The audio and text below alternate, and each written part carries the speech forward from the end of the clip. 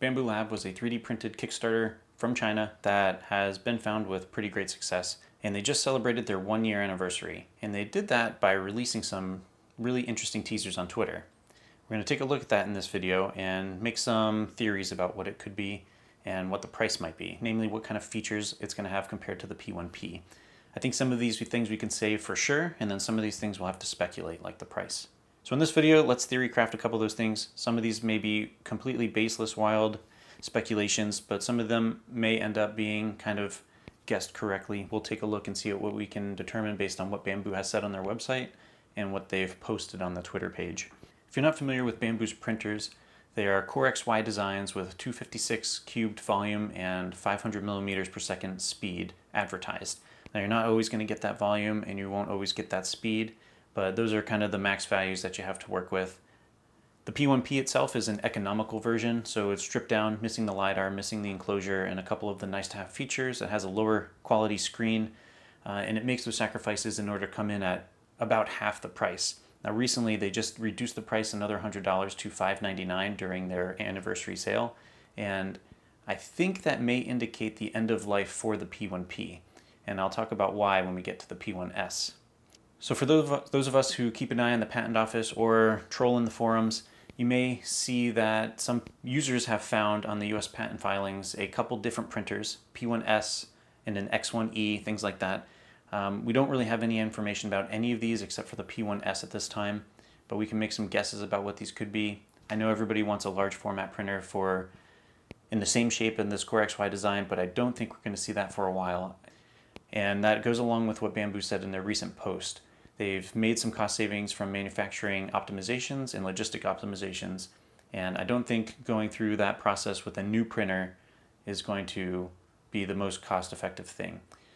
So we'll use that idea in trying to figure out what the P1S might be, and let's take a look at the Twitter page next. Right off the bat, I think the most obvious change is that it's in a full enclosure, it looks like. It does appear that this image is 3D rendered, so it's hard to say if it's plastic or metal, but I would venture to say it's aluminum, just like the X1, because they have that tooling process already set up. If you're not in the computer tech space, it may surprise you, but general metal folding for something like a computer case can cost millions of dollars in tooling for a cheap $80 folded aluminum computer case. So after they've recovered from that initial investment, it may make sense to make another printer with those higher quality aluminum parts so that they can continue to use that expensive tooling that they have. So that was one of the reasons why I think that the P1P may be deprecated at this time. It does require slightly different manufacturing, it has a slightly different chassis, and then some of the internal components are also a little different. So again, it would make sense to take some of those components that were scalable from the X1 and port them to something that's upgraded from the P1P. The enclosure would be a fantastic upgrade. It allows you to print ASA and ABS with no trouble at all. That's something that the P1P would struggle with without an enclosure, but the X1 has no problem. So looking at the picture, what else can we see? The screen appears to be directly lifted from the P1P, and the LiDAR sensor appears to be removed completely. I think both of those are completely acceptable changes to make in order to reduce the cost without compromising too many of the features. Truthfully, I use the textured PEI plate 99% of the time, and the LiDAR doesn't work on that anyway, so I don't use it. I calibrate it every once in a while, I'll change the plate and then go from there. So I don't think you're losing a whole lot. Maybe down the road when the AI features get enhanced, that could have a little more value, but I think right now the missing LiDAR is probably a really safe way to save some costs and not lose too many features. Outside of that, there's not much else we can tell from this image. It may be missing an aux fan, and it very likely is not going to use the carbon fiber rails. I would guess they're just going to use polished steel, regular rails and regular bearings, kind of similar to what the P1P has. That's the namesake of the X1 carbon, so they're not calling it the P1S carbon, they're calling it the P1S. So I don't think you can expect carbon fiber rails. They will probably be the cheaper stainless rails, and that's perfectly fine. You'll get thousands of hours out of those rails anyway. But outside of that, some of the other things we can assume are missing, but we can't see in this image, is probably the Wi-Fi. I would assume that it has similar LAN-only capability that the P1P has, not the cloud support that the X1 has. Now, if you have a VPN and you set it up on your home network, and you get on the VPN over internet, you can still access the kind of cloud-like services like you would if you were on your home computer, but that's something you have to set up on your own. I think that's good. It reduces the cost of the system and it lets you have that extra functionality if you have the technical know-how and the resources to do that on your own. So far, I think we can say that most of these changes are things that I would definitely expect to see.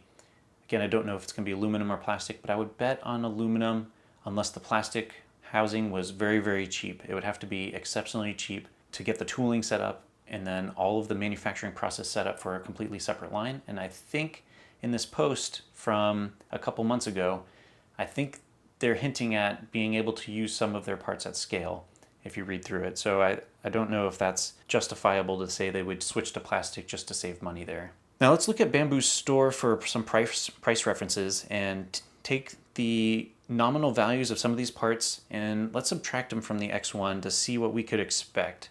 So if we get rid of the carbon fiber rods, get rid of the LiDAR, the Wi-Fi, which we don't have a price for, but we can make an estimate, auxiliary fan, we can add the lower quality screen, get rid of the higher quality screen. We're looking at around $800 US for the P1S, but I don't think we should stop there because the X1 Carbon is a Halo product and it has Halo product pricing.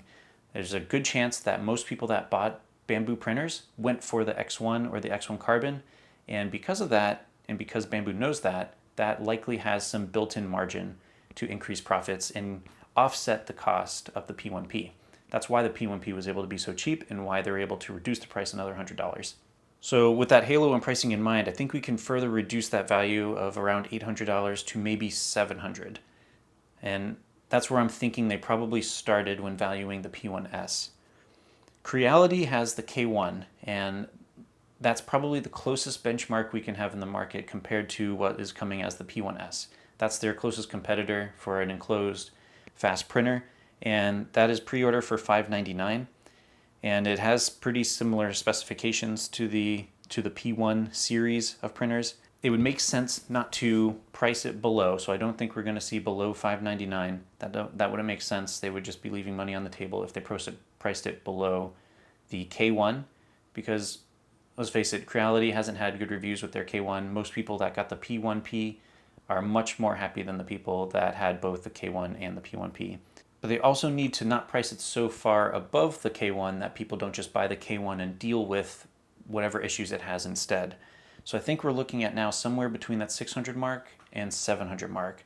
And I'm putting my finger on 649 as the price of the printer, and it will come with no AMS. Reason for that is because with the X1 Carbon, you get a $100 discount on the AMS. If the AMS is still $350 and the printer is $650, that comes out to $1,000 even. And that gets you the AMS and something equivalent to a P1P with an enclosure. So given those bounds, I'm going to stick with between 600 and 800, probably closer to 650 or 700. And I think it'll be packaged without the AMS. I don't think there will be a combo option to save money because it's already going to be close to the bottom of its price. So what about the other printers that were listed in that patent filing? And we'll scroll through these now. There's not a whole lot of information here. There was the X1E, and I don't think that's going to be a large format printer. They're probably waiting for an X2 or something of that nature to go with large format. And like I said before, they have the bed system pretty well sorted.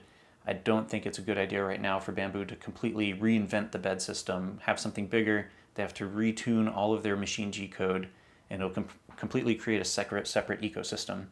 So I think right now they're going to stick with the 256 cubed and then build printers. But I do think that there's a chance that the X1E, if that comes out, could maybe be for experimental filaments. Something that has a filament warmer, can get a lot hotter on the hot end, and maybe a diamond tipped or ruby tipped nozzle built in to deal with some more abrasive filaments. That's just a guess, wild speculation on that one, but it's possible. I just don't think it's going to be a large format printer.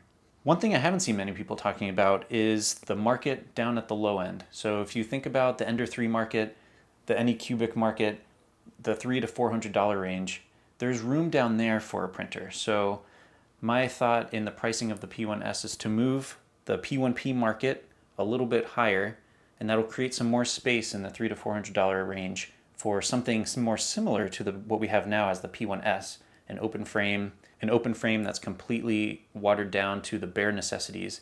And if they can get something in that $300 to $400 range, something in the $600 to $700 range, and then the X1 up at around $1,200, that covers a pretty wide range of printer accessibility for anybody's price range until you want to spend a lot more money on something more professional. All right, let me know what you think about that in the comments down below. I think we should start hearing about it on July 13th, so in a couple days from here. And if I'm right, leave a like on this, subscribe, and I'll see you next time.